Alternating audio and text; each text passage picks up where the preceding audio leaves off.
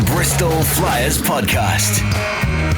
Hello, welcome to this week's episode of the Bristol Flyers podcast. My name's Joel Osborne. This is episode number 41. And this is usually the point of the show where I'd introduce my co-host Sam Hardy. But if you're watching the YouTube version of the podcast, you notice it's just me this week. I'm all on my own. And that's because Sam is living it up in the French Alps on a family ski trip. But we didn't let him get off that easily, because I'm very pleased to say that Sam joins us on the line right now. Sam, you're live on the podcast from the French Alps. How's it going? Hello, how you doing, mate? The podcast has gone transatlantic. Well, not transatlantic, across Europe.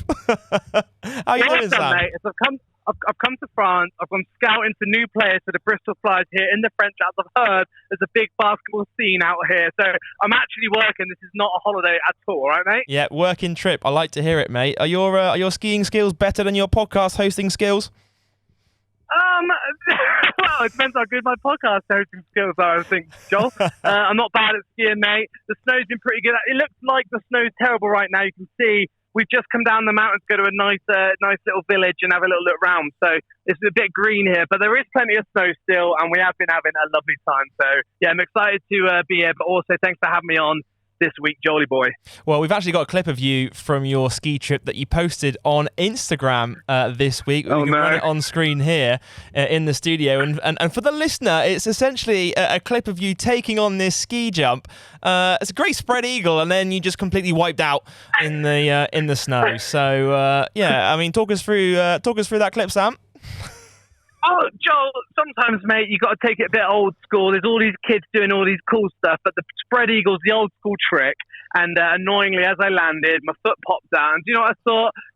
Post it anyway, a bit of fun. Yeah, there you go. That's all there all is to it, mate. There we go. Well, hopefully you're having a great time out there. We're gutted not to have you in the studio, but it's sort of living up to your name a little bit, because we've got a big one this week, and whenever we have a big one, you're always off. Joel, stop that, mate. To be honest with you, I know who your guest is right now, and I'm absolutely gutted that I can't be there. I hope you do a flipping good episode, mate. I hope you ask all the right questions. Well, I'll try and hold the fort down for you, Sam. Don't you worry. Just a quick one. Did you watch that Caledonia game in the slopes last Friday? I certainly did. Oh, man. Do you know what? I think Jelani would have been a little bit of the icing on the cake on that one. What do you reckon? Yeah, we did miss Jelani Watson-Gale a lot in that game. And obviously VJ going down late in that game as well. So obviously they've only lost twice at home all season. So yeah, tough result, that one. But you're back on time for Friday, aren't you? Well, my flight lands apparently at 10:30 a.m. So all going well. I'll be back and ready for the game on Friday night. So yeah, it should be good. Well, fingers crossed you don't get any delays, and we'll see you at the game, Sam. Mate, looking forward to it. I hope the pod goes well. Big love to our guests, and I'll see you next week. Now, I'll see you on Friday, mate. Thanks, mate. We'll let you go, but I'll catch up with you later in the week. All right.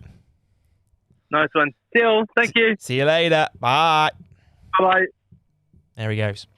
Well, good to catch up with Sam Hardy here on the podcast, but we've got a job to do without Sam, so it's time for us to introduce this week's guest. And we've got a blast from the past for you on this week's episode of the podcast, because I'm very pleased to be joined here in the studio by none other than Bristol Flyers club legend Roy Owen. Roy, how's it going? Yeah, going well, man. Thanks for having me on the podcast. Thanks for coming in on your spare time and joining us here. What do you think of the digs? I can't believe it. I keep thinking how far this club's gone. And I walked in here, I was like, it looks even better in person, because I watch all the podcasts, especially some of the UK guys who on it that I know. I'll always check them out. So yeah, it's really cool to be here in person. Yeah, I was going to ask you if you're a regular listener. Good to hear that you're keeping on track with the podcast. Yeah, I think I've seen Tux, Nassim on here, Corey, Les, like people I've known for a long time. Like I'll always make sure I check out their podcast. Great stuff. Well, thanks so much for taking time out of your busy schedule, because I know you're not living in Bristol at the moment, are you? You're living in Coventry right now. Yeah, so actually a lot of people think I'm from Bristol, but actually I grew up in Coventry, and I'm living there at the moment. I work in a school, so I work in a school with like a specialist school actually, and do a lot of stuff around mental health and a lot of coaching in the community as well. So similar things to what I was doing here as well as my playing time, but yeah, just not in Bristol anymore. I'm in Coventry. And are you still playing at all? Are you still sort of keeping on track with it, or is it you sort of not playing at all I now? think it's gone. Around COVID time, I didn't really play because of the obvious, and then I just sort of lean more on the coaching side of things, and I've been thinking about getting back into it, but I don't know. I think my best days are behind me. Yeah. And obviously you've been following up the team's progress this year. What have you made of the Flyers team this season? Because I don't know about you, but just sort of blowing all expectations out of the water this year. Yeah, but it kind of doesn't surprise me. I think like Flyers have a really good culture around the team, obviously really well coached, and eventually those results are going to come where Flyers are going to be towards the top of the league. And I think I said to you the day I stopped that I knew the club was in good hands and I knew it's going to continue to progress and progress. So yeah, obviously to be towards the top of the league is amazing, but actually it kind of doesn't surprise me. The culture's there, and when a team's got good culture, good results are going to come after it, and this is just a good example of that. Yeah, the team certainly are blowing expectations out of the water. I think we've got a shot at the league table we can take a look at here at the time of recording. Flyers, they're joint second. They're technically third with one more loss, but joint second on 44 points in the league table with the Leicester Riders. Just one more win for Flyers would see them guarantee their highest ever league finish of third. There's obviously 3 games left to go in the regular season, starting this Friday against the Cheshire Phoenix. And Roy, sort of, you look ahead, it's that point of the season now, isn't it? You start thinking about those sort of playoff matchups. Is that, as a player, is that something in your mind at this point of the season? Ideally, which team you want to match up with in the playoffs? Yeah, even though they might not say it themselves, they'd say whoever we match up against, we're good, and they probably are. But ideally, in the first round, if you could get a matchup that you've beat maybe a couple times in the year and you feel good against, you might be leaning towards it. But knowing Andreas, he probably just wants to win the 3 remaining games and just land where they land and play who they play in the first round. But I think in the back of their mind, they'd probably maybe favour us at a matchup or not. Yeah, it's one of those ones, isn't it, where if you do finish in that top 3, you are you avoid the number 1 seed until the potential final. So especially finishing in those top 3, especially with a team like London this year, who have you've seen the amount of money that's gone into that team, the amount of they're performing well on the international stage as well. If you can finish top 3, it's only a bonus, and you can avoid that team to the final. Exactly, you've got a significant advantage there, and then you can play London in the finals, and then it can go either way, rather than making it sort of a playoff series and anything can happen then, I suppose. Yeah. You actually came down to Flyers, didn't you, in the recent weeks? You were at the recent away game against Leicester Riders, weren't you? It was you took the guys up from your school there. Yes, I've been to 2 games this year. I went to the London game a couple of months ago where they beat them at home, so that was a really great game to go to. And then I coach a team in Coventry called Coventry Elite, and a lot of them hadn't been to a BBL game before. And I don't think they believed me of what I used to do in my older times. So I said, look, I'll take you to a game, sat on the front row and stuff, and they absolutely loved it. They loved seeing actually both teams play. Got to meet all the Flyers players after, and they were all buzzing on the way back and get pictures and things like that. So it was really awesome. It's kind of a full circle thing from me playing for the team to then bringing other players to try and get inspired. And actually, I remember going to games, watching teams like Birmingham Bullets back in the day. I remember going to a Leicester Riders game when I was really young. So to sort of go full circle now and bring a whole new generation to come and watch a team that I used to play for was incredible. Yeah, I think we've got a shot of you here with the guys from Coventry Elite that you took down to that Leicester Riders game. There you are up on screen, a whole bunch of you down to watch the Flyers. Not the best game for you guys to come and watch from a Flyers point of view, though. I'd just seen Andreas before this, and I was telling him that on the way on the bus, I was like, you're not supporting Riders, we're supporting Flyers the whole way there. And they finally converted to my side because Leicester was a bit of a more of a local team. About 5 minutes into the quarter, they were looking back at me like...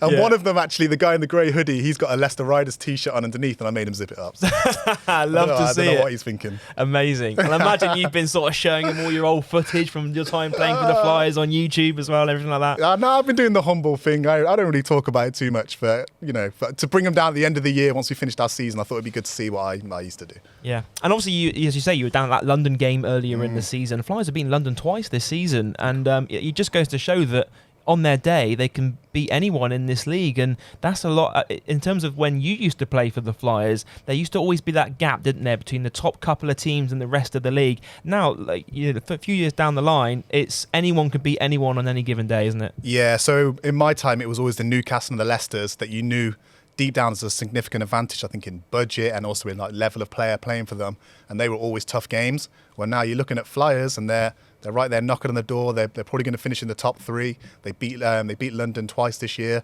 so I think Bristol can beat anybody on their day. So it just shows, the gap's closing. There's a lot of good team. I think the level of the BBL has gone up significantly since my time being around British basketball. So it's good to see. It's really good to see. Who have been some of the Flyers players this year that have kind of impressed you the most? I mean, I know you've had a chance to see a few. You probably watched a few more online as well. But who's impressed you most in this squad this year? Obviously, King's awesome. That Jelani's, he's so good as well. Like, I'm someone that always roots for the UK players. So if UK players can come through and make their impact in the BBL, I think is amazing. I'm really, really happy for Corey, like a Bristol kid coming all the way through to actually playing legit minutes. He's not just playing random minutes. He's a big part of the team. So I'm just really happy for those guys. I'm happy to see Les back as well. Like, Les was someone I played with for maybe 2 years, maybe 3. So to see him sit back and enjoying basketball and being a huge part of the team, it's just great to see. But I'm happy for all of them. It seems like a really good year. Yeah, as you mentioned, Jelani, like he's now, his performances for Flyers have earned that spot in the GB national team, so it's great to see there. And you talk about Leslie Smith, a guy that you played with. Obviously, his role has changed quite a bit since the time you guys were together, because when you both were on the same team, he was a starter for this Bristol Flyers team. Now it's sort of great to see him fitting into a new role as that sort of backup big man. Yeah, but he's always been an unselfish guy. Like, he's a really good teammate to be around. He's good fun. He's relaxed, and he's got a lot of basketball IQ. So for him to come back in a different role, like, that's part of the game. Like, my role at the start of the Flyers completely changed to when I left. You go through peaks and you come back down a little bit. But I think Wes is obviously a huge part of the team, and I just see his basketball IQ. I see the dimes and stuff he throws in games. It's super cool. Yeah, he's a bit of a point guard out there, isn't he? Couple of dimes. He's got the vision. A couple of backdoor plays he's putting out there online. Exactly. Great stuff. Well, we really appreciate you coming down here to Ashton Gate to spend some time with us here on the podcast. Obviously, we want to dive into your career journey a little bit because, of course, we have a lot of new fans now that may not have seen you play back in the day. So it's a good chance to sort of tell your story a bit more. But of course, you spent 7 years with the Flyers playing across both NBL Division 1 and in the BBL as well. You made 156 appearances for the Flyers in the BBL era. We don't actually have stats for the NBL stuff, but I imagine it's a lot more if you include all those games back in Div 1 as well, which actually is you're second on the all-time leaderboard for Flyers in terms of games played. Still up there in the leaderboard, which is great to see. And obviously had another 3 years back with the club playing in NBL Division 1, and you've kind of seen how much the club has grown, because when you're on that journey and you start in NBL 1 and then you go up through the BBL, and our first year made the playoffs in our first year, and BBL coach was named coach of the year, and then sort of seeing it develop through, and obviously after you moved on, now seeing where it's gone. Like, how much have you enjoyed this whole journey the club's been going on over the last few years? Yeah, it's something I feel really happy and proud to be part of, honestly. Like, I think my first 3 years were with NBL, and there was always talk that we're going to go to the BBL, and it sort of felt like it was never going to happen at times, and then we finally made it, like you said, made the playoffs in the first year, and then since then the club's continued to grow to the point now where the club's been first, second, third throughout the whole season. It's incredible, man. And I think seeing some Bristol guys and UK guys be really part of it as well, I think that's really, really important. And actually, the club's just getting started in a lot of ways. Like, I know there's lots of talks about arena being down here at in Ashton Gate, and I think where we're going to look back in 10 years, I want to be sitting somewhere courtside watching some of these games while they win the league. It's incredible. Yeah, hopefully we'll hang that jersey up in the rafters up at Ashton Gate, get you up there alongside the players like Greg Street, get the OGs up there. It'd be great to see. You never know. Obviously, you mentioned the stuff you've been doing sort of on the court. Obviously, you slowly stopped playing basketball now, but I see on Instagram you're a bit of a keen photographer in your spare time, aren't you? Yeah, it's interesting. I think especially in my 20s, I was 100% locked in on basketball, and I gave everything I could towards it. But towards the end of it, as your impact of playing maybe isn't as much as it was before, your impact away from the sport starts happening. So yeah, I'm into lots of other things. I like traveling, taking pictures. I love working with the young people, which I do for my full time, and trying to inspire them. Lots of coaching the community. So basketball's important, but there's a lot of things outside of that, and I'm trying to focus on them just as much. It's great to see. Thank you. Career journey. We've got to take it back all the way back to where you first started. How old were you when you first started playing basketball? Do you remember your first introduction to the sport? Yeah, my uncle played basketball, and I think they said around 2-3 years old I was like playing a basketball and things like that. But I used to play lots of sports, and around 11 or 12 I was doing some things outside of like school, not so good. I was struggling. I wanted to quit every single sport. I told my mum I'm not doing anything anymore.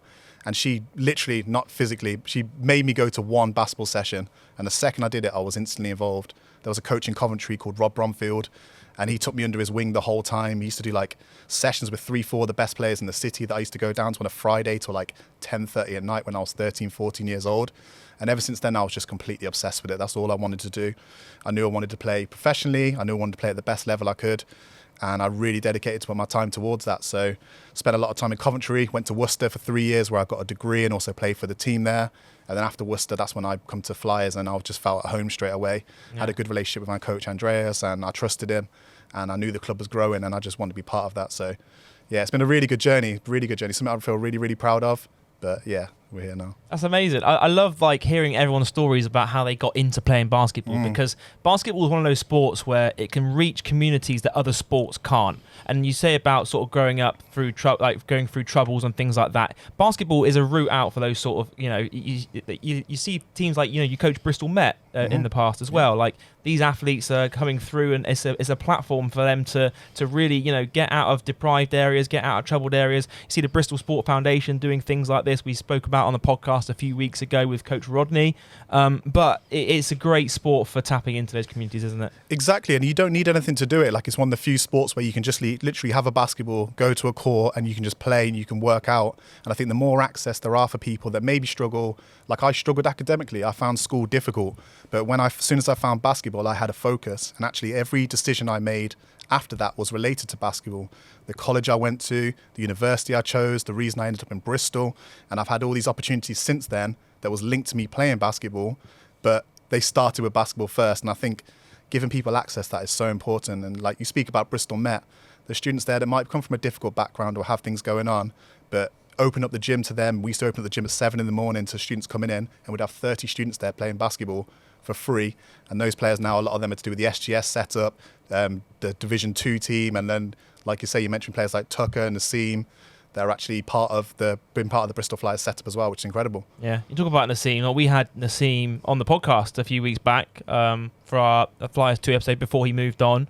Obviously, now you see him playing his first pro deal back home as well, which is great to see. And he's a player that you coached through Bristol Met. Like, how proud does that make you, seeing a player like him now signing his first pro deal? Yeah, it's full circle. And it's like I spoke about that a coach see me around a similar age. Like, I actually coached Nassim in year 5 or year 6. That's the first time I seen him. Got into a Saturday morning session, and then he worked hard until he's got to where he got to. But a coach did similar things to me. They seen a bit of potential in me, give me an opportunity to get better as a basketball player and other things. And then it's kind of what they do to it. And I still speak to players like Nassim, and I say the same thing to him. Eventually, you'll be someone my age. Make sure you help the next generation coming up next, and then they've got an opportunity to do the same thing. So to answer your question, I feel so proud of those players. And it's not just Nassim and Tucker. They get a lot of recognition. There's loads of players in Bristol that are doing incredible things with basketball that I played a small part of.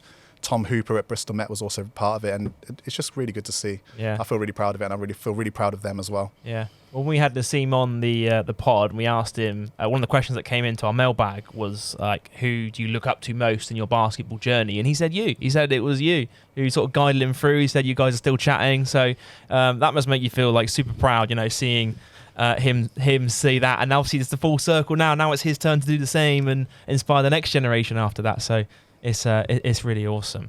Shout out the scene, by the way. He's obviously playing pro overseas. I don't know if he's listening to the podcast these days, but yeah, shout out to him. Yeah, shout out to scene. Who were some of like the players that you were looking up to when you were like growing up? Because obviously, the scenes talk about you looking up to yourself, but like who, like when you were a kid and you first started getting into basketball, I imagine you were watching a lot of NBA and things like that. Like who were you looking up to as a player? Yeah, it was really the NBA thing. Like I'm showing my age here, but we used to watch games on Channel 5 that were on at like 3 in the morning. Yeah, I remember. I used to have to tape them on like VHS, watch them the next day. So my favourite player was Iverson at first, because he was undersized guard. I think we all looked to him because of that.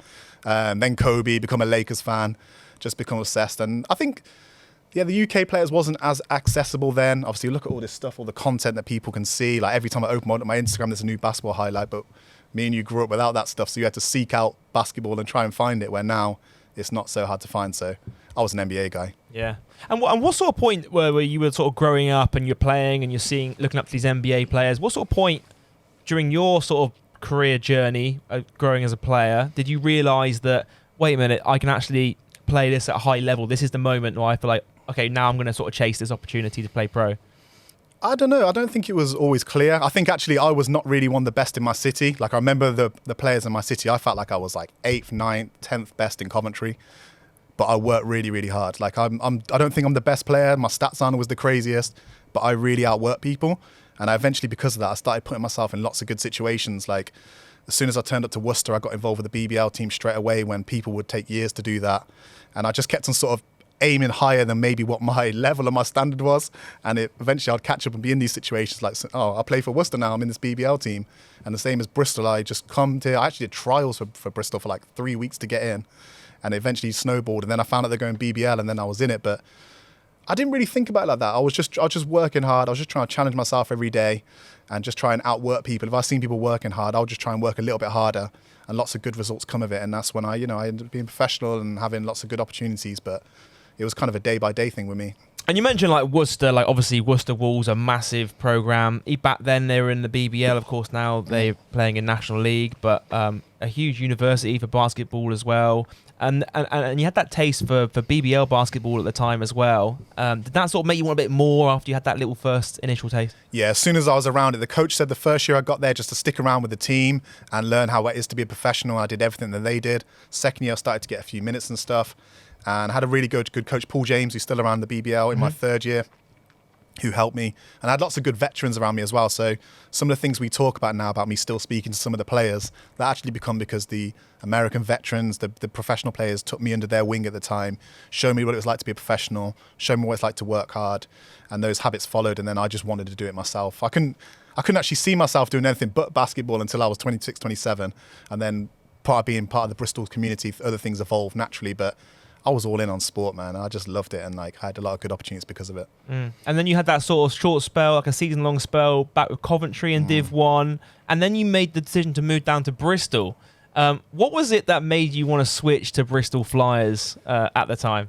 Do you know what? We played against them, and I played against Greg, and I thought, and they were like moving the basketball. They were playing in Selfish, and there was a guy called Tyrone Treasure there at the time. Absolute legend. Yeah, absolute legend. Big up Ty. And I just wanted to be part of that. And I knew one player that I went to Worcester with, Jordan Ranklin, and he knew about Andreas. So I remember I gave Andreas a call once, I give him a text, told him I was interested. He called me straight back.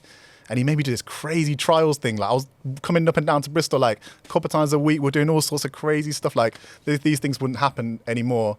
And I just liked it, man. And I think the things with Andreas, like what he said is what happened. So we could sit down. He'd be really honest about what was going to happen next.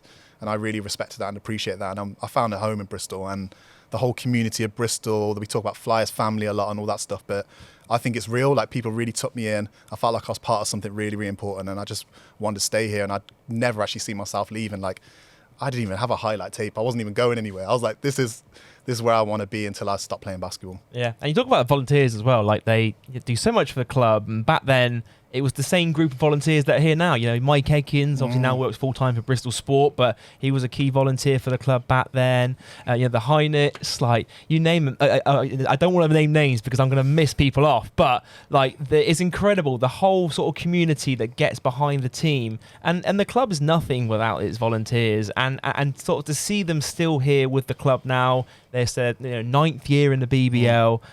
It's really been a journey, not just on the court for the players, but off the court for the fans, the community, and the volunteers as well. Yeah, driving here today, I was thinking about some of like the good memories and people, and like I've been to a few games this year, and I've seen people, and I was thinking about how much actually I remember them more than maybe I remember specific games. Like I was thinking today about Vince, that's not around anymore. Steve West, these were like huge part of my 20s. Like I was going around Steve's house. Like around Christmas and in the summer for like barbecues, like they really, really took me into their community. And Vince, every time I walked into practice, would pull me to a side, ask me how I am, give me some positive encouragement for the game. And they're actually the people I think about more. They really shaped who I am as a person. Their dedication to just making Bristol basketball better. Like I hope to make that impact as much as they made on me to other people in the future. So it really means a lot. Yeah, obviously they're a huge part of the club's journey over the years, and obviously that's a key part off the court. But then you look on the court as well. You look at the talented players. You mentioned players like Greg and Ty. Those were like, you talk about some of the early memories of playing for the Flyers. What were some of your highlights in those NBL years, do you think? It was just, I think about like practices and how competitive they were. I loved it when we brought in players like Dwayne and Tamas that were involved in these like 16, 17-year-olds at the time. And they just wanted to play. They had that dream to be part of the professional system. There wasn't any backing down from anybody. Like, I'm good friends with Dwayne still, and we joke about his first practice for NBL 1. We were like playing physical defense, and I ripped his jersey, and it completely like was off like that. And then he ended up ripping mine back. So we were both there at the end of practice, like blood on us, like looking at each other. Like from then on, we respect each other. So there's obviously loads of good games. We were always towards the top of the league or top of the league. It was incredible. But actually, I think about just these competitive moments. And actually, the further you get away from basketball, you realise people aren't as competitive as what it is in that time. Yeah. And you can never go back to a time when everyone's competing, everyone's trying to get better. Yeah, I miss that stuff a lot. Yeah, you guys won the National Cup. I think it was Yep. 2010, and then in 2011, you guys won the league title as well. Yep. And then Bristol Sport took on the Flyers in 2014, and it was announced that Flyers would enter the BBL. You know, Bristol Sport, the Lansdowne family, able to provide the backing that was needed to become a BBL franchise and make that step up. Obviously, the whole infrastructure is already there with the player pathway and everything, but then just having a top flight team in the city. Do you remember where you were when you first found out that Flyers were going to play in the BBL? There was talk about it for a couple of years. So actually, I think we thought it might happen the year before. So we played one NBL year, and I think we finished quite high towards the top. I can't remember exactly where. And then we thought it'd be that year. And then we actually played another year, and we actually had a bit of a difficult year. But I think that's because our brain was already thinking about going to the BBL. And in that year, we played Surrey, I think, at home. That's right. Yeah. So that was like our first time getting to test ourselves against a BBL team. And we won that game as well. And that was a big moment for the club. So there was lots of stepping stones until we got there. We'd all sort of knew it was going to happen. But like those little checkpoints, like playing Surrey when we were still in NBL 1 and winning, we were like, yeah, like we're ready to go. We can beat some of these teams. And we're not going to just go there and be bottom of the league next year. Like, we're going to make some noise and let people know that Bristol's on the map now. And we've seen a lot of teams in NBL Division 1 play up in the BBL trophy over recent years. As you mentioned there, Flyers were an NBL Div 1 team playing Surrey United back then in 2013-14 season. Obviously, we've seen a lot of teams since cause upsets in the tournament as well. Like, would you like to see a lot more teams from the lower leagues work their way up into the BBL? Because I don't know about you, but I just feel like if there are new teams coming into the league, I feel it's always best with those established crowds already. You see like your Hemels, your Solents, your Readings, they already have that established fan base. They just need the backing to make that move up into the top flight. Yeah, it's an interesting conversation because I agree with you. I think the more teams in the BBL and the ones with the established fan base, it's really, really good. But I think you need to make sure the UK guys are playing as well. Like, I love seeing these imports come in, and lots of them are my friends that have come in and had huge, great seasons for the Bristol Flyers, but also making sure UK guys are being developed the right way and playing the right amount of minutes to get there is really important. So I think these teams like Reading and Hemel weigh that up and try and decide. So there can be positive in both, I think. Yeah. And obviously the Flyers then made the step up into BBL in the 2014-15 season. It was the first season in the league. I remember this so clearly. It was the first year I came on board as a full-time member of staff. And I remember that first weekend going into it, and we had Plymouth at home, Glasgow away, and no one was expecting us to do anything really. And we ended up going and winning both of those games, starting the season 2-0. And I don't know about you, but I kind of felt that was the moment where you felt like, yeah, like we deserve to be here now as a program, and it's time to start pushing forward. It's exactly then, and I think that was actually my favourite moment as a Flyers player. Like, we played Plymouth at home, then we got up to Glasgow, which is an absolute mission, beat them in that big stadium. And I remember we were running out, and there's a picture somewhere, I'll send it to you, where we're taking like selfies with all the fans running out there. We're running into the locker room, and like the UK guys are going crazy. And then Matthias, who played with us at the time, was like, relax guys, like we got a long season ahead of us. And we're like, this is like a 4-year thing till we got here. Like, we were so happy to like play, represent ourselves well. And then we kind of knew we weren't a team that's just going to get rolled over all year. Yeah. No, it was amazing. I just remember it so much. And then obviously since then, there's been so many memories. Obviously, then you spent another 4 years playing with the Flyers in the BBL. And I don't know about you. I think it might have been your last season. I think it was the playoff quarter-final Newcastle Eagles, second leg. We're down by 11, having to win by 12 or more to advance to the semi-finals. We'd never beaten Newcastle Eagles at that point. I think it was like 10 or like maybe like 15 meetings or something over the last 6 or 7 years that we hadn't beaten them. And we needed to not only beat them, but beat them by 12 or more. And then the atmosphere that day was just electric. And I don't know about you, but if you ask me what my favourite memory of maybe you playing with the club is, that game really stood out for me. I forgot about that game till now, but I remember at that time I'm working full-time with Bristol Met, so I'm probably the only guy that does things outside that's not just professional. Finish work, come there, get changed to play the game. We're getting smacked at the start, I think, and Andreas threw me into the game. I think I hit a shot straight away. because I wasn't playing as many minutes, and like I think a lot of the players were stepping up. So to come in, play and have an impact, that was awesome. And yeah, the crowd was crazy. Yeah, no, really good memories. I absolutely love it. So we could talk about these memories all day, couldn't we? We could just sit and chop it up about all these like memories and the BBL and the NBL. Oh, I forgot I was on the podcast then. Yeah, I know. And you look at like sort of what you moved on to do after you finished playing with Flyers. Obviously, it was announced that you would step down into the men's Division 2 team, and you did the season with Flyers 2. How do you look back on that experience, and do you feel that was the right decision for you to make at that point in your career? Oh, definitely, yeah. Like I said, you have to be honest with yourself. Like if you're an athlete, that can't last forever. And in my last few years, I had a lot of people giving me good advice, and I felt that as my impact as a player was slightly going down, actually my impact outside of that was going up. And I was just honest about that. So I really doubled down on working with students on pastoral support, working with them on lots of things outside of basketball, and then coaching the second team where guys are in that development stage still. And during that year, I player coached it for the second half of the year as well. Huge challenge, but again, like challenged myself, went for it. At one point, we won 10 games in a row. So these are things I look for and really feel really proud about, and felt like I did a good job. And these players are still playing. Like Pasquale, like he was part of that team as well. So players have gone on to do good things. Yeah, no, it's great to see. And obviously after that, then you moved on, and I think it was around that sort of time when sort of COVID started to hit. And am I right in thinking you went out to France for a little bit during the lockdown? Is that right? Yeah. So during COVID, obviously we stopped playing and things like that. I actually went to work in an international school in Paris for about 2 years during COVID. Started a basketball team out there as well.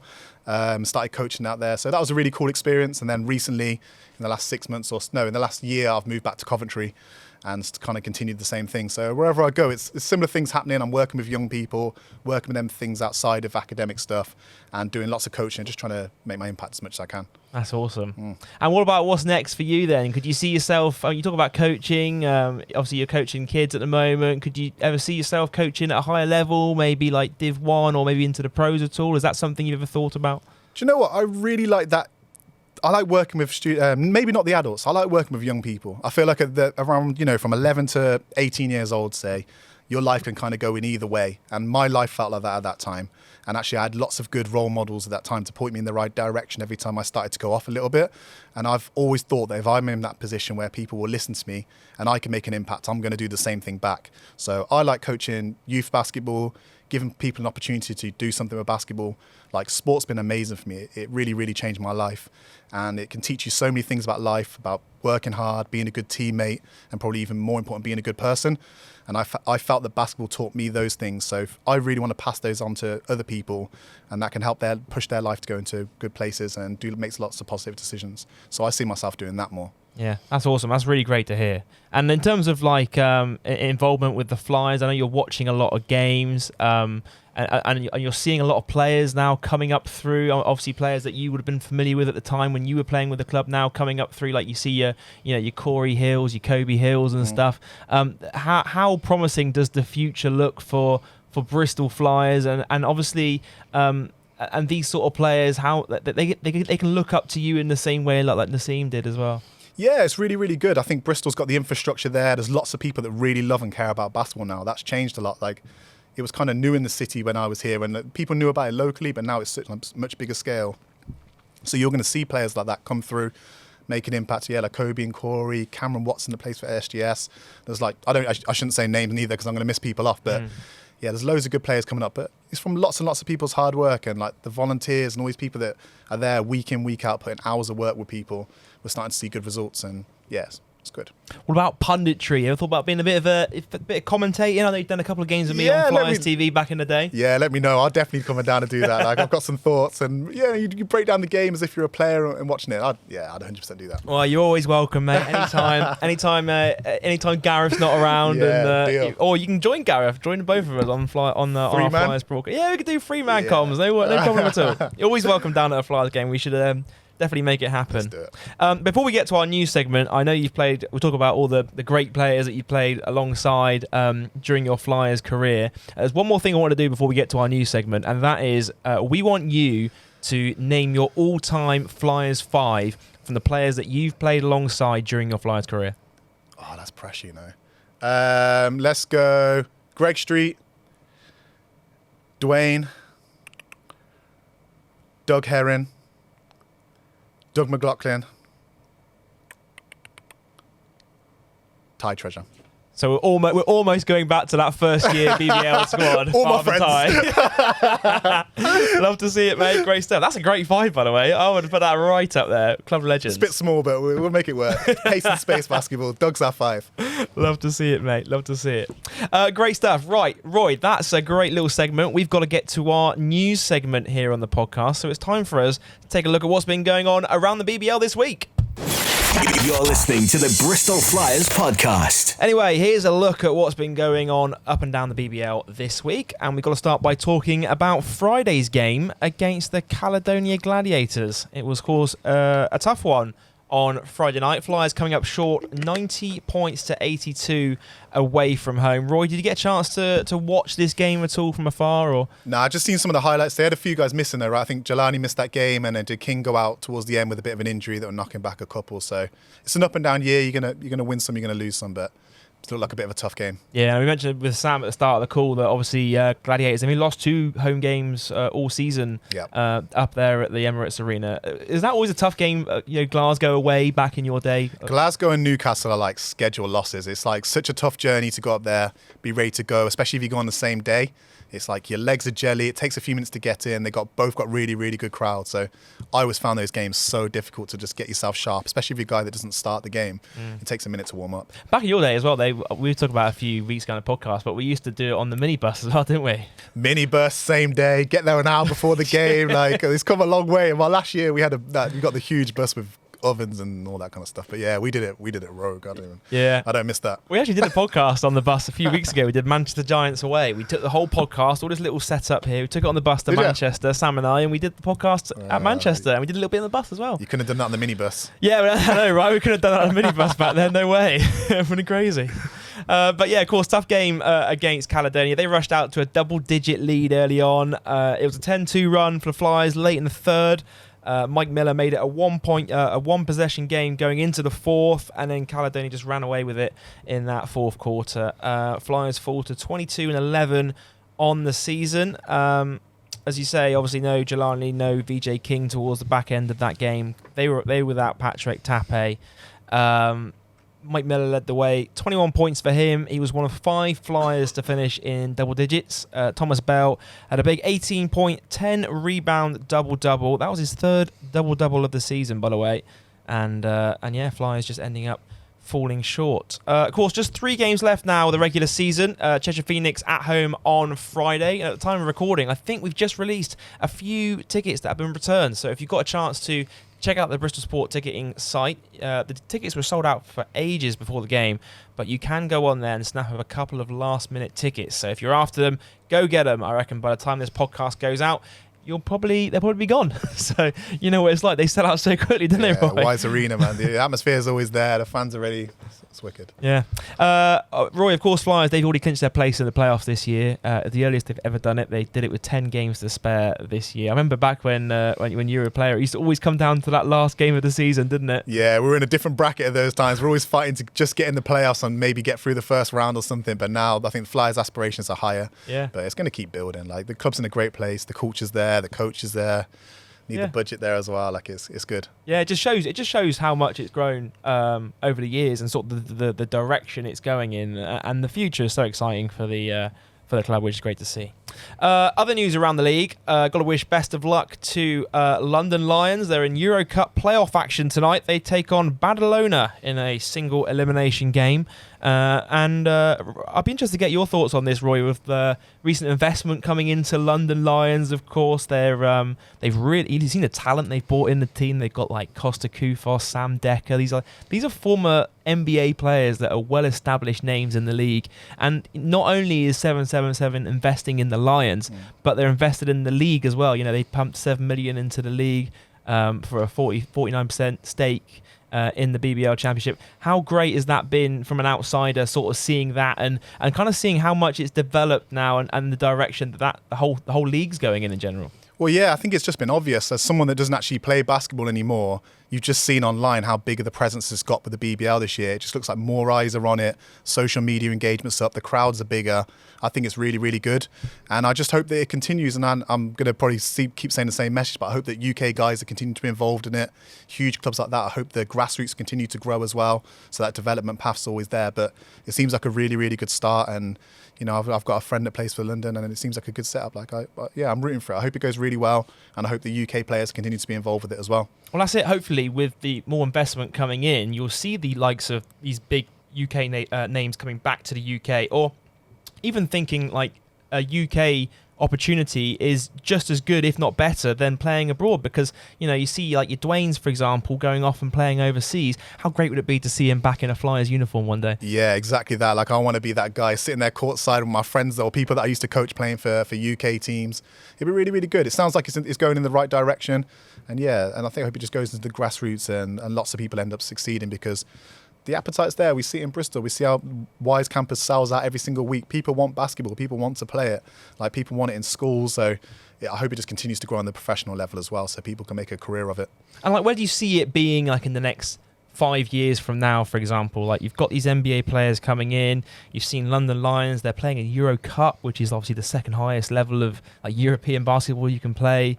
Out there, like, where do you see it going now in this next sort of 5-year spell? I see a lot of BBL teams being in Europe. Hopefully Flyers will be one of the next ones to do it.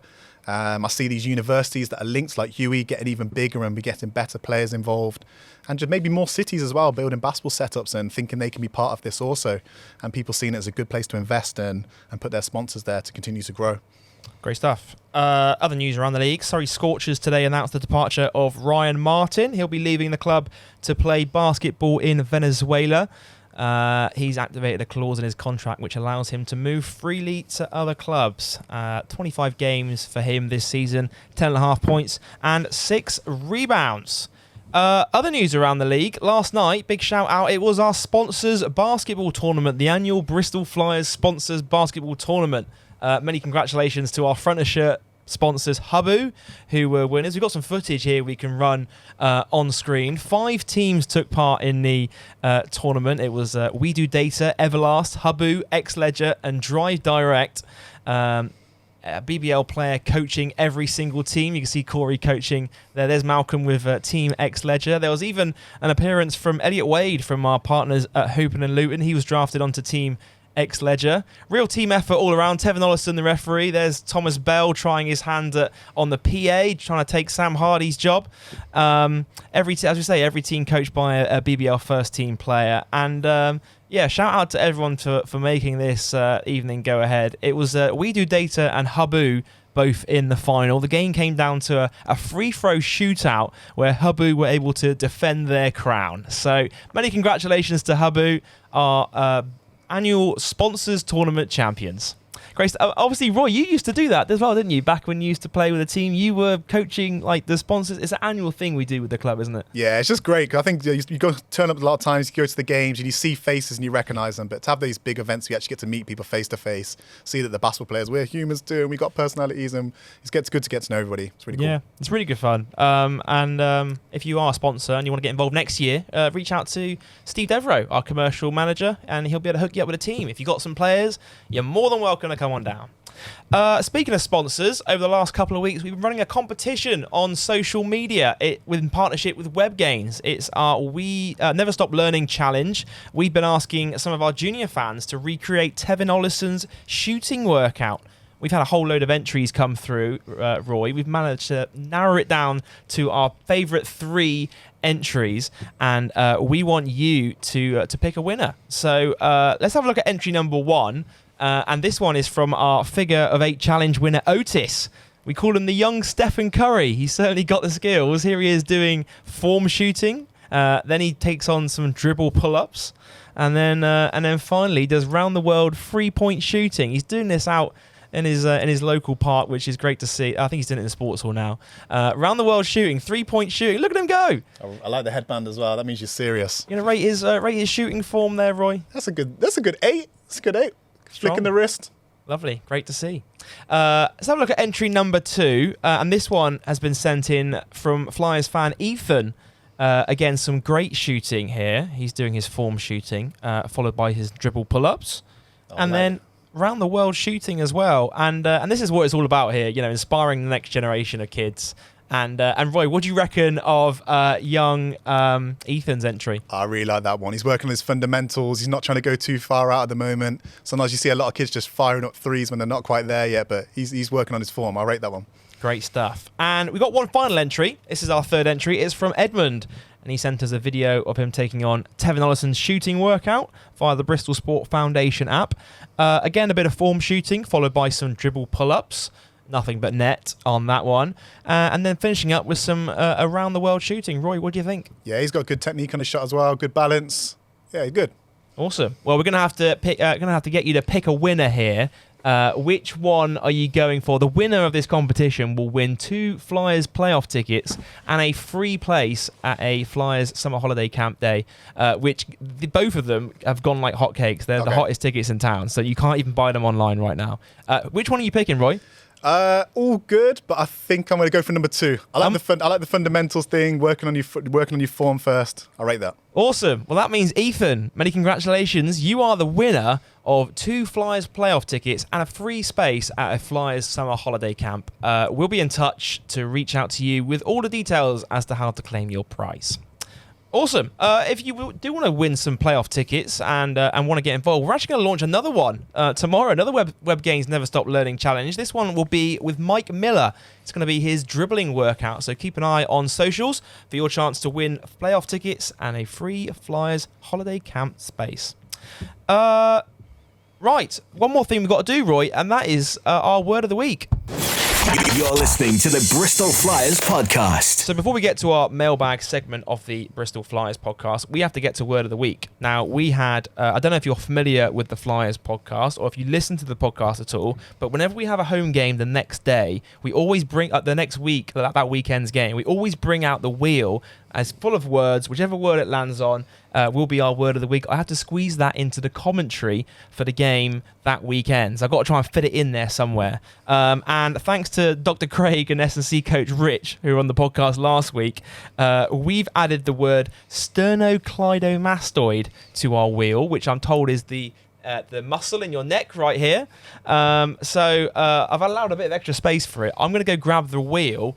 It is time for us to give it a spin. Normally I'll get Sam here to help me move this wheel, but I'm just going to play this little jingle and then grab this wheel over here. Yeah, good luck if you've got to say the word that Craig told you to say, because I can't say that right now. Right, the wheel is here. Are you ready? It's time for us to spin the wheel.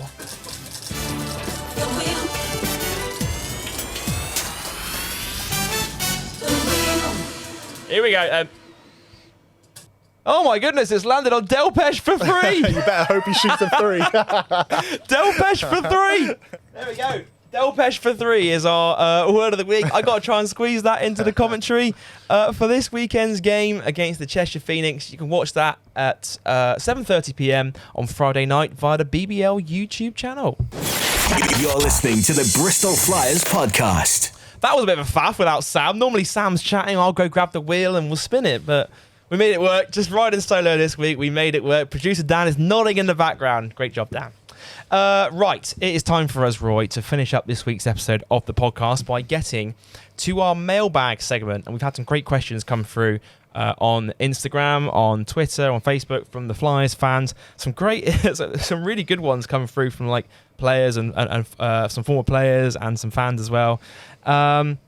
Let's have a look here. What is the first one? Corey Samuels. Corey Samuels has been in touch. Corey wants to know, what were some of the best teams you played on at Flyers and why? So, like, what season? If you can remember the team from a specific season. And I know we spoke about the Flyers BBL first year team, but if you were to pick a team that you were on, what's your favourite? Honestly, it was that one. I think because a lot of those players that year had played for a long time together. So we'd been together 3-4 years before we got there. And the guys we had come in, so we had Doug Herring, Malif, and we had Bree come in to replace Doug Herring once he was hurt. We had such good chemistry. Like we were getting on super well. I love the team with Hamid as well. Like we got on so well. There's so many years, but I really remember the first year the most. But lots of years, lots of good memories. How good a player could Doug Herring have been if he had played a full season with Bristol Flyers? Oh, it was ridiculous, man. Like, he was really ahead of his time, killer in the pick and roll, but he brought us all together as well. That's the thing that people didn't see. Like, he gave us all confidence, got us really easy shots because he had good vision, and just super competitive as well. Like, he was a really good teammate. Yeah, if you haven't seen it, go check out some of his highlights on our YouTube channel, because I honestly feel like he could have been like a league MVP candidate for that first season. Because in terms of like point guards we've had, like the American point guards that come in for Flyers, he's got to be right up there for me. I mean, he had a small sample size of games. I think it was like 9 or 10 games he played before he tore his meniscus. But for me, I feel like he's one of the top players that we've seen. Yeah, one of the best ones. And actually, I've followed his career a lot, and he's played well everywhere he went. So it wasn't just a small sample size there. He's a great player and would have been a great for the Flyers as well. Great stuff. A couple of questions have come in through from Leslie Smith. Of course, you guys played together for a couple of seasons. The first question from Les, he says, how difficult was it to step away from basketball, and how has the transition been for you? Honestly, it's been a lot easier than I expected. I remember the last time I was here, we did an interview talking about it, and I was quite nervous about moving on to other things. But now in hindsight, I feel just as proud as the work I've done away from basketball as I did with basketball. And I've got a bit of, hindsight to look back on things now. But, this thing comes in full circle. Sport isn't forever. You can't play it at a high level forever. It eventually fades out. But if you let things fade out and you've got a good mindset, that allows good things to come in as well. And I've had so many good experiences since then. So it was something I was apprehensive about at the beginning. But now, 4 or 5 years on since I stopped playing for the Flyers, for the main men's team, I feel just proud of the work I did now, but actually really optimistic about the future. And lots of good things can happen. I feel good. Awesome stuff. I had a rogue question come through here from Luke T 2023 on Instagram. What's your favourite cheese? Any favourite cheeses, Roy? American cheese. American cheese, yeah, just whatever like they throw on the burger. Yeah. Just your standard cheddar. Those slabs they slab. What about the plastic cheese they put on the burgers over in the UK I'm barbecues? a cheese guy. I lived in France for 2 years, and they're obsessed with it, but I don't even care. Just give me I was going to say, they love cheese in France, surely. Nah, I don't care about that. Awesome. Also, here's a question from Nassim, who says, if I can load it up, why did we run for 20 minutes at a Met practice after I wanted a foul call? That team, right, they're one of the best teams I've ever coached, but they're all in year 11. So by the end, if you've ever coached year 11s, they're sick of my voice, they're sick of theirs, so they were getting brave all the time. So we had to do some running for people being late or being a bit... Actually, I do remember that practice, yeah, but I don't know, he's a good guy. Just put him back in his place for a minute, it's all good. That's awesome. A good question. Speaking of Bristol Met, here's a question from HK Bants on Instagram. Do you miss teaching at Bristol Met? Yeah, you know what? I love everything about Bristol Met. The students, the energy, the attitude, the competitive spirit. And just like, we're all sort of loyal to each other. It's like it was a strange thing. Like if you went to Bristol Met, you had a kind of energy about you.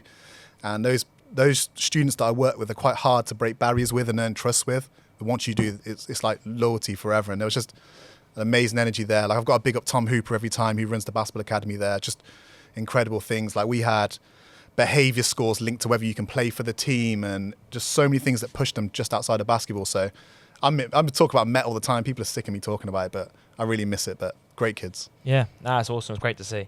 Another question has come through. A couple of NBA themed questions here. You watching much NBA this year? Yeah, I'm proper into the NBA this year. Owen Lewis on Instagram. A couple of NBA questions. Who's your favourite NBA team? LA Lakers from day, just Kobe fan. Did you watch the play-in last night? Yeah, before I come here, I woke up and watched it on NBA League Pass. We nearly blew it as well. Yeah. I think the Lakers, they're hyping up a little bit. I don't think we're that good. I tell you what, it's tough watching in the time zones, isn't it? Yeah, There's only a certain amount you can stay up till late. Yeah. I think usually once the Flyers season sort of ends and then the playoffs get quite late, I try and stay up as late as I can to watch them, but it's just so hard. It's always League Pass, isn't it? Just especially the West Coast teams. It's ridiculous. But yeah, I'm a Lakers fan. I don't think we're going to do that good this year. I think the Bucks going to get it. But well, that relates quite nicely onto the next question that Owen Lewis asked, and that is who's going to win the NBA Finals and who's getting Finals MVP? Yeah, so I think it's probably going to be Bucks versus Suns. I'd have to guess that. Maybe Boston can do it, but I hope not. So probably Giannis MVP, Bucks going to do it. But I think that'd be a good series. KD versus Giannis, I think that'd be the one. Great stuff. Right, we've got another question come through here, and this one is from a certain Coach Burns, and he sent us a voice memo for a message. Oh, wow. Should we take a listen? Oh, God. Hi guys, Coach Nick here. I have a question for Roy.